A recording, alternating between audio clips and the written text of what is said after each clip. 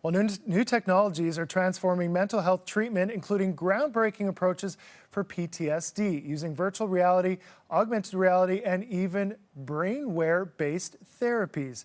AI neuroscientist and TED speaker Sarah Baldeo joins us this morning to explain how tech is helping heal the mind. Good morning to you. Good morning, Corey. Thanks so much for having me on the show. Always fantastic to have you. First off, what is virtual reality exposure therapy and how does it work?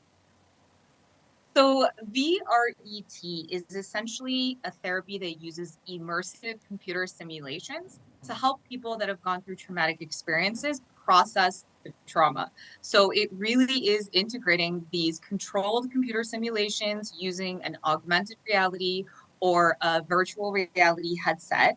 And a really powerful example is Brave Mind. This was developed by the US Department of Veteran Affairs, and it can help people who have gone through combat scenarios by a really controlled environment.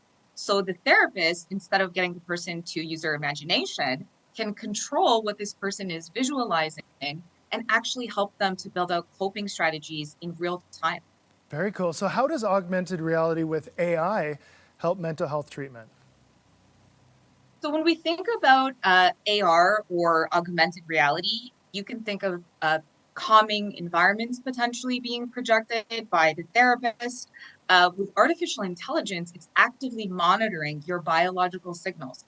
So let's say someone is going through a simulation and their heart rate spikes. The therapist can actually adjust the simulation to help the person process that traumatic experience.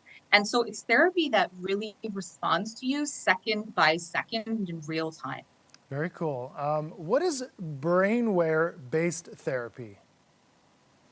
So brainware and brainwave obviously sound super similar to each other. Brainware interfaces directly with the brain.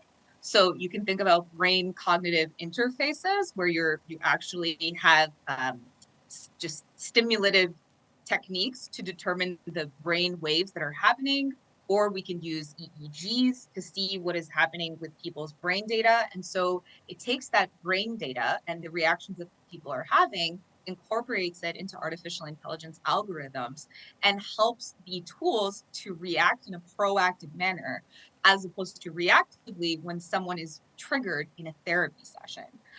So it's really cool because it can actually track your heart rate, your brain waves, how fast you're breathing, all at the same time. Wow. Okay. So now are all these technologies being used today? They are. So I mentioned Brave Mind, which is used by Veteran Affairs in the United States. But what's really cool is these therapies are being used in universities and healthcare settings, and these clinical trials have already started. And so instead of traditional therapy, which is great, they're starting to use these virtual reality headsets, that VRET therapy.